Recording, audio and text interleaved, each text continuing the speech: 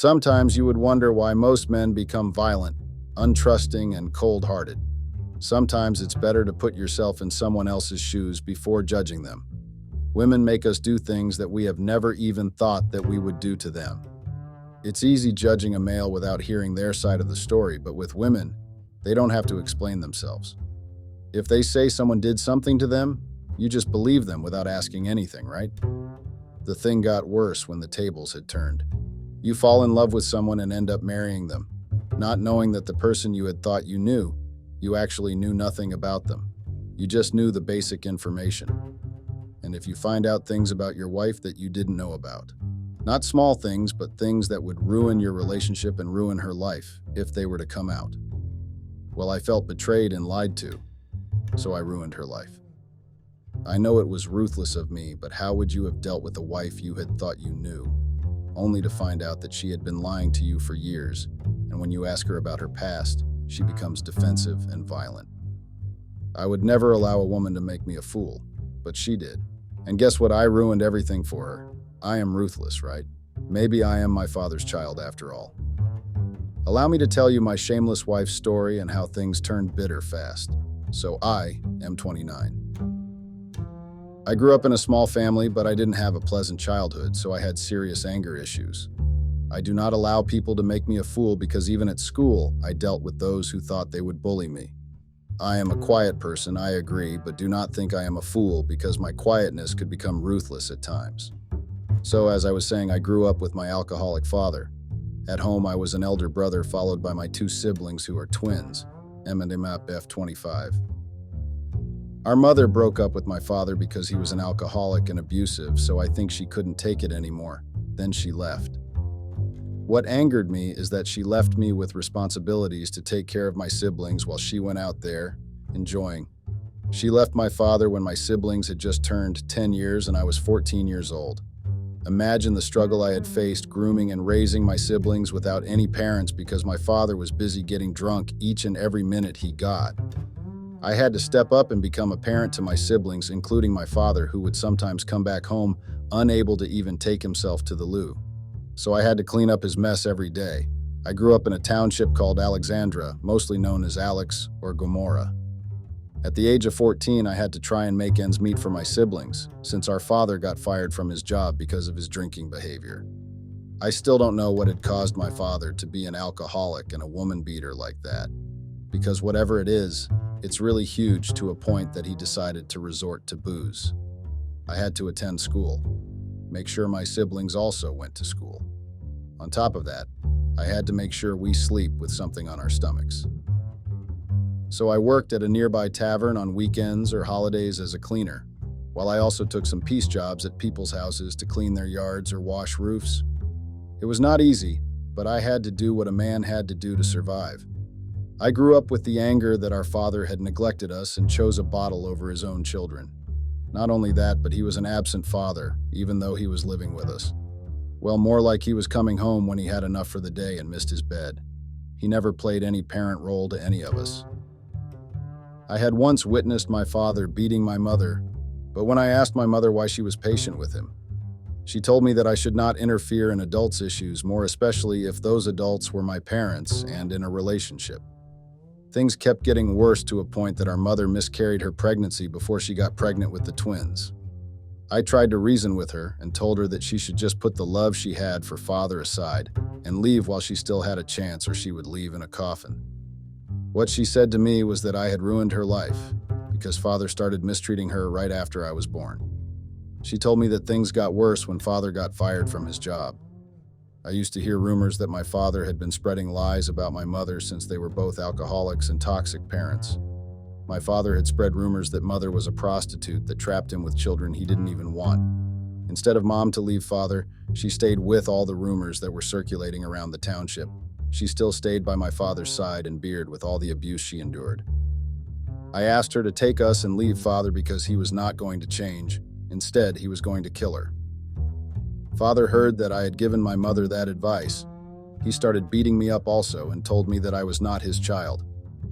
After he was done beating me, he slapped mom and called her names. That was when mother pushed father and he fell on the ground since he was way too intoxicated and ran out. Till that day, she never came back for us. She left with nothing on her hand, only her identity document. We don't know where she went, and she never even tried to at least check how we were. My wish was to become an archaeologist. I love studying about the human's past, studying buildings, tools, graves, etc.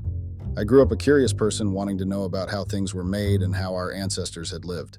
Unfortunately, not all dreams and wishes come true because I had to step up and pause other life plans I had and take care of my siblings. It was really tough, but what they say about strong people, or the lie people used to tell themselves, was, what doesn't break you makes you stronger. The situation that we were facing at home broke me, but believe me when I say it made me stronger. The circumstances broke me to a point that whatever I did for my siblings. So one day when I was in the 10th grade, some drug merchant approached me, and he was also from around the township. He asked me to sell weed at school, and he would give me a cut for every sale I made. I declined the offer, reason being I didn't want to get into any trouble at school, and the cops were regularly coming to our school to check on drugs, since the township is known for drugs and most dealers were high school students. After I had declined that offer, things got worse at home. I was no longer getting piece jobs, and the job I had at the tavern was cut off because I had to focus at school. Sometimes we would take food from the school. I won't lie, it helped us survive, but I had to come up with a plan, so I ended up taking the weed merchant offer. I had no choice but to make ends meet as a big brother and an elder at home. For 2.5 years, I continued with the merchant job, and there were new drugs that had been introduced in the township, so I had 2 merchandise to push. It really helped me because I was able to look after my siblings and buy them small toiletries. I didn't last long in the drugs piece job because I still believed that I had to work hard so I could get at least a scholarship to become an archaeologist. A month after I had told the guy that I was no longer willing to work or pass the weed, something bad happened. So the guy that I was working for and selling drugs once stopped my sister when she was coming from school. That time she was 13 years old and had just got into high school. The guy sexually violated her. Luckily, my little brother, the girl's twin, saw him and asked for help. My sister was traumatized to even go out and play with other kids. That was really hard for me because I was a male person, and I didn't know how to make her feel better. I wished we had responsible parents. I was also going through my own things at the same time. I had to make sure my siblings were okay. And what happened to Princess, little twin sister, never happens again. I was losing my mind. I was angry at the fact that my parents had left me with the huge responsibility. I felt alone and sometimes wished death upon myself. But first I had to find the bastard that had hurt my baby sister and teach him a lesson he would never forget. I saw the guy a week later chilling with some of my schoolmates. My anger level got very high to a point that I beat him with no mercy, all the anger I had in my heart, and I took it all out on him. The more I was beating him, the more I felt like I was fighting my demons. I was stopped by my schoolmates since the guy got unconscious. Luckily, he didn't die but was injured badly and was going to use a wheelchair to go wherever he wanted to go. Time flew very fast. A couple of months passed and I was in matric or the 12th grade. I don't know how I managed to get that far, only God knows. Unfortunately, I didn't get a scholarship and it was going to take time for me to finish studying archaeology and raising funds for it. I had siblings to think of, so finishing high school meant I had to look for a proper job so I would be able to take care of my siblings and find a proper place to stay with them, even if it was a 2-roomed house. As planned, God came through for me when I had least expected. I found a part-time job as a cleaner at some small supermarkets in Alex, our township. With the small money I got, I managed to get my siblings' needs. As small as it was, but I appreciated everything I had got. I worked at the supermarket for a couple of months until I got an opportunity to work at a retail store as a cashier, since I had graduated from the 12th grade. Since then, life has changed for the better. But the only thing I cared about was my siblings' well-being, nothing else. 3 years passed, and my siblings finished high school. I was the proudest brother. Our father was found dead at our home. They believed that he had passed away in his sleep. My siblings took the passing of our father to heart. As much as he was not a perfect and present father, but they loved him. They believed that he was going to change and be a father to them or us. While me, on the other hand, I didn't feel anything. His passing or living didn't mean anything to me, and it didn't affect me in any way. In those 3 years, a lot had happened. Good things happened. I got another job opportunity as a manager at a food restaurant. Name withheld. I was a supervisor for a couple of months up until I got a permanent position as a restaurant manager. As much as my dreams of becoming an archaeologist didn't come true, I was grateful for everything that was happening in my life. Princess and Paul passed well in their 12th grade. They got student funds from NSFAS. I was really happy for them. I wanted them to chase and achieve their dreams and goals. Months passed when I was at work. There was this lady who ordered some lunch. She was not impressed with the service she got, so she asked for a manager. As I went to her table, she started complaining about one of the waitresses' attitude and that her order was not made the way she wanted. She was furious and threatened to sue the restaurant. So I had to convince her that we would sort out her issue and prepare another order for her, which was on the house. The more she talked, I was no longer focusing or hearing what she was saying because I was staring at her. She was a dark caramel woman with natural hair and no makeup. She was a goddess and a true African woman. I got attracted to her. I mean, I never had a serious girlfriend. I only got what we call booty calls. Seeing her for the first time blew my mind and softened my cold heart. Days turned to weeks. I was still thinking about this lady and her beauty. I even decided to work outside the office so that I can see her when she comes back, while my other thoughts were telling me that she was not going to come back since she was not impressed with our service. I mean, first impressions last, right? After a month, she came back. She had ordered a takeaway, so I took it upon myself to be the one to serve her. I wanted to see her beauty again. When I took her order to her table, she greeted me with her beautiful smile. She had dimples and looked so innocent. She asked for my name, and I told her then. She thanked me for what I did the last time, which I didn't remember. In the apartment building that I had stayed in, I didn't know anyone and I didn't care. All I did was wake up, go to work, and come back. I was not a person who liked going out. I believed that all people are fake, so I didn't want to mix myself with anyone in the building. So one day, when I was on my way to work, I saw this girl again. Well, more like she saw me. I didn't know she was staying at the same apartment building, so she offered me a lift to work. She had a very nice car. I thought she was those spoiled brats who were from rich families. We started talking and she asked which block I was staying in, and I told her along with my house number. It had been long since I had got laid, so her coming to my apartment would be a pure torture and temptation. Obviously, I was taken by her beauty, but a man has needs, so I was going to invite her for a Netflix and chill in my room. She told me that she would see me later. She even called me neighbor, but I didn't understand that phrase because she was staying on another block floor, so how was I her neighbor? One weekend, I heard a knock. I had thought it was my siblings because they used to come over during weekends or when they were not busy with school. To my surprise, it was the dark caramel goddess. She had come with a dish of home-cooked meals. I didn't cook every day because I was always busy going to work very early, then coming back late, so I didn't have time to cook. And on that weekend, she came at the right time because I was too lazy to cook. I welcomed her in and thought that I didn't know her name. I didn't even ask it when she gave me a lift.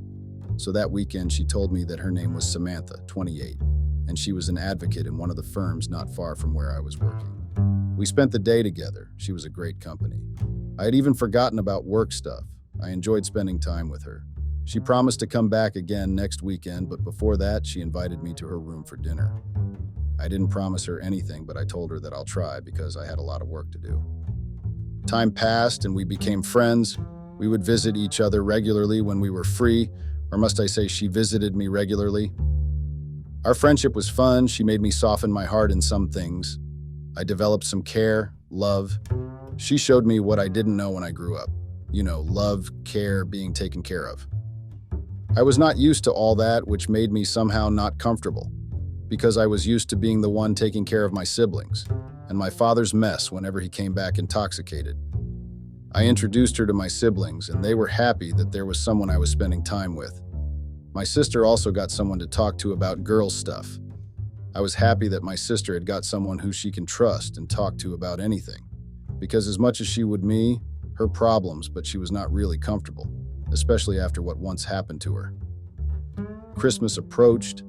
and it would be our second year, having a proper Christmas celebration with my siblings, and that we would be celebrating with an extra person, which was something we didn't know and not used to since it had been only the three of us. So Samantha had decorated my apartment. I didn't understand why she was doing all that. I didn't believe in those Christmas decorations and trees. I think it was a waste of money. Samantha and my sister helped each other with the preparations and cooking. It was a really beautiful day, and my siblings were happy. My heart was at ease. Later that day, I was chilling with Samantha in her apartment, so I decided to get to know her better. I asked her about her background and why she didn't go home, because most people had gone home during the festive season. So I didn't understand why she was still around. She told me that she didn't have any family. Her family had disowned her. I didn't ask any more questions. So we decided to talk about random things while watching a series called Riverdale. One thing led to another. One minute we were watching a series while having small talks here and there. The next minute she kissed me. It shocked me because I had thought we were just going to be friends. I had tried to ignore and hide the feeling I got when I was around her because I was scared that she would reject me or leave just like my mother. The following year, I remember, it was the end of March. The restaurant was busy, so we closed very late that time. Samantha and I were seeing each other. I won't say we were in a relationship, but we were having fun and satisfying each other. None of us had said anything to anyone, so I wouldn't say we were in a relationship. She came to the restaurant after she had knocked off from work and waited for me till the restaurant closed. I had saved enough money to buy myself a small car. At least that would take me from one destination to another, so I'll also be able to see my siblings at their student residential area. When we got to our apartment, we spent some time in the car in silence. Imagine. No one said anything to anyone up until she broke the ice and declared that she had developed feelings for me. Well, I didn't know what to say, so I just said, okay. Did I do wrong? She told me that she was tired of acting like she didn't have any feelings and she was willing to wait for me if I was not ready for any relationship. When I got into my apartment, I thought about her declaration. I also had feelings for her. But I didn't know if it was love feelings or lust feelings. It was confusing.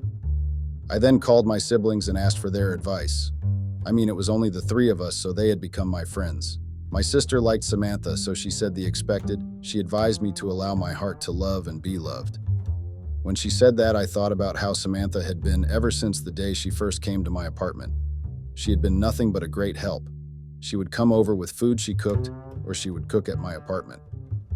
She showed me what I never thought I would ever get, which was love. She made me and siblings experience a woman's love and warmth. As much as she was showing us all that, I had my doubts that she would get tired soon and leave. Having a female figure was not what I was used to, so you must understand what I was going through. I didn't want to have my hopes high and increase false hope to my siblings. That's why I didn't know what to say when she declared her love. My heart had no love for anyone else but my siblings. I didn't have any space to love or care about any strangers, which is why I never had a girlfriend, only once off. A week after I had a talk with my siblings, they asked me to give myself a chance to be loved and learn to love others because my heart deserved that, since the only thing I did was to love them. So I took their advice and went to Samantha's apartment and told her why I had been distanced, then told her about my background story so that she would understand why I acted the way I did. Fortunately, she understood. Then we decided to formalize our relationship. She was a great partner, as much as I had my doubts, but I gave her the benefits of it. I allowed myself to fall hard for her. Our relationship was too perfect, She was too perfect. My siblings were happy, and so was I. We dated for a year, and I decided that I wanted to make her my wife. She was hesitant at first because of her family issues, but assured her that I would be there for her. She just needed to contact her parents, so we could set a date for our wedding. In my own view, I believe that everyone needed their parents' blessings when they take a huge step in their life, like getting married. Unfortunately for me, I only had my siblings, no extended family or anything, so the only blessings I would get were from my siblings.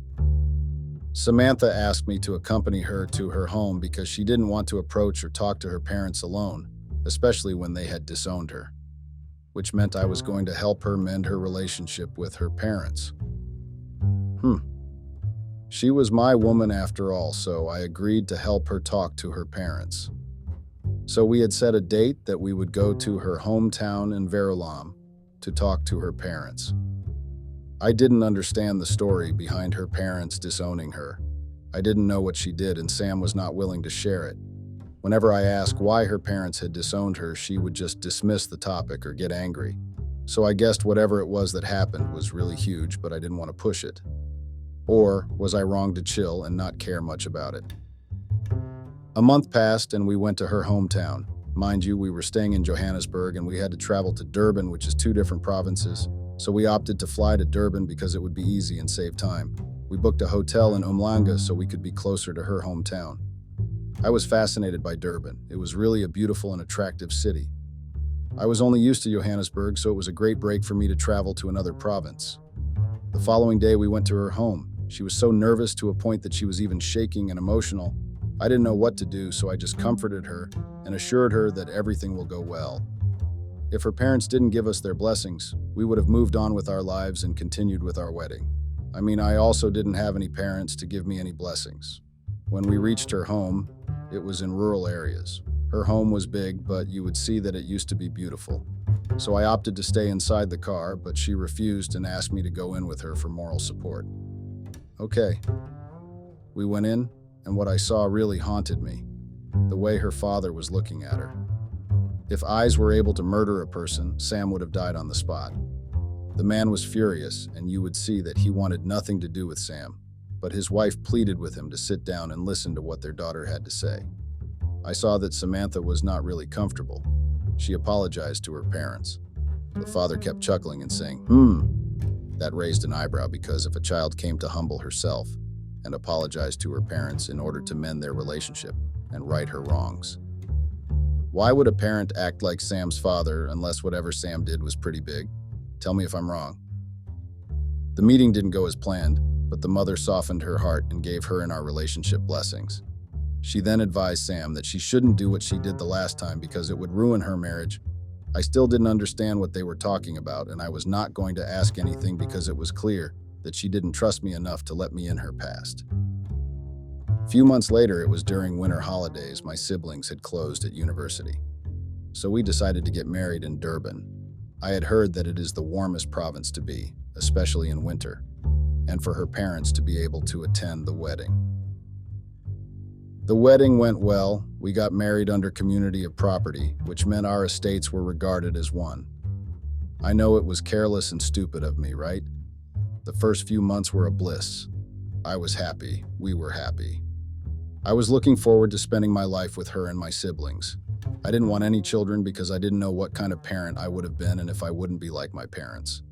As much as my life had improved a lot, I would have afforded my children and be able to raise them like I had raised my siblings, but I was scared. It was fear of the unknown. Samantha was a good wife. Well, I thought she was.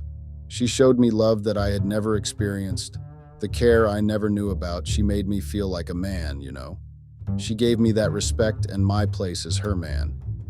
We had bought a house in the suburbs of Sandton, as you know, that married couples had to stay together, and an apartment life was no longer an ideal for us. My love for her grew every day to a point that I never thought she would ever do something to ruin our marriage. My guts kept warning me to leave a space for disappointments and not throw my cold heart again because I was going to need it someday. I shouldn't have become a jelly, a softie.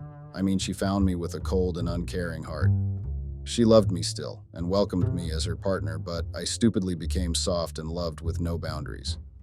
Our marriage started changing after 3 years. Well, more like Samantha started changing. She had so many cases to deal with. I understood that, but she was overdoing it, and it raised suspicions. She thought I was blind just because I loved her, but I saw everything. She had started getting clients from overseas, which I didn't understand because there were other advocates overseas. The time things at work were not going well. One thing I got smart about was to not deposit all my money to the bank. I took some of my money to a secret spot around the house so that if rainy days were to come, I would be able to take care of myself.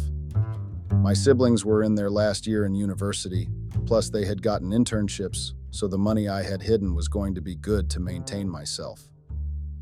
Samantha's behavior got worse to a point that she had even lost respect for me. She was no longer that loving and caring wife. I tried ignoring that, but no, Man, she was spiraling out of control. She got high and mighty just when things were not going well on my side. I had thought it was pressure from work, but it was not. So one day she came back and told me that she was moving out because we were arguing a lot more than making love. It was stressful to me because I was dealing with work issues, and on the other hand, I had to deal with Samantha's behavior. I didn't stop her from leaving, so I gave her a go-ahead. I took it upon myself to find a private investigator to look into her behavior. It was clear that she was cheating on me. So I made sure to pay the PI with the cash I had been saving, so follow up on Sam. Then I remembered that she had a secret that she didn't want to tell me about, and it made her parents disown her. So I called her mother since I had her number and asked her for a meeting with her husband. A few days after Samantha had left, I traveled to her hometown to speak to her parents, hoping that I would get answers of their misfortune because even on our wedding day, her father didn't show up, which meant something huge had happened between them. When I got there, the parents welcomed me well. I then asked them why their relationship with Samantha ended because Sam was not opening up. The mother got emotional and told me that she didn't want to remember the shame Samantha had put in their home. I didn't understand at first until Sam's father asked me to have a talk with him outside and asked the mother to prepare us something to eat. The father then told me that Samantha had disappointed him in a most cruel and shameful way. He furthered his explanation by saying that years ago when Samantha was supposed to go to university, at their home couldn't afford her school fees and she couldn't get a scholarship and a student loan, so she resorted to selling her body. I didn't believe what I heard. The father was also emotional when he shared the story, so I asked him not to finish, but he decided otherwise. So furthered by saying her daughter was on a church worship team. I knew Sam had a beautiful voice. I had heard her several times singing when she was cooking or bathing. So it wasn't surprising that she was on a church worship team. To continue the father's story, he told me that her daughter had slept with the priest in exchange for money because she wanted to raise money to go to university. So her affair with the priest continued until she was caught by the priest's son, who later blackmailed her to sleep with him, and he would give her the same amount of money the priest was giving her. She agreed and took what she did as a business transaction. Unfortunately, the priest's son recorded their sex tape and posted it on social media. People in their small town knew or found out about the video that was circulating until they saw it from one of the church members. That was when Samantha spoke some harsh and unforgettable words to her parents. Then her father threw her out and told her that she would be welcome back at home once she had changed her sinful ways.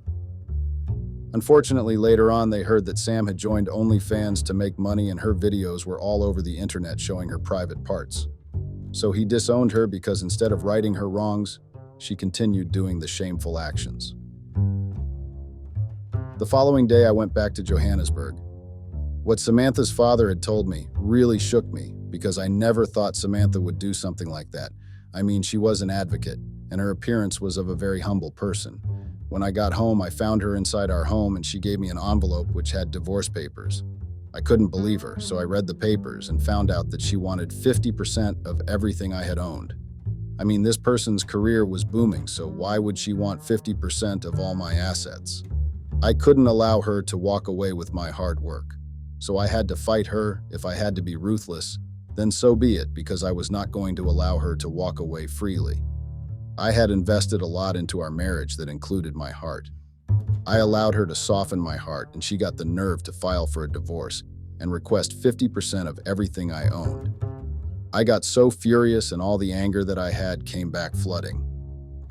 So on the day of the divorce hearing proceeding, I took out the information that I had got from the PI, including her nudes and sex tapes that she once did when she was selling her body. She couldn't believe it when she saw the tapes being played at the court, which also revealed that she had cheated with a client on our marriage. I knew right there and then that I had ruined her life, her reputation, and her career. She would never even think of crossing me and using me again. I hated her for doing the same thing that my mother had done. She lost everything, including her dignity, and I was very much happy about that. Was I wrong to do that?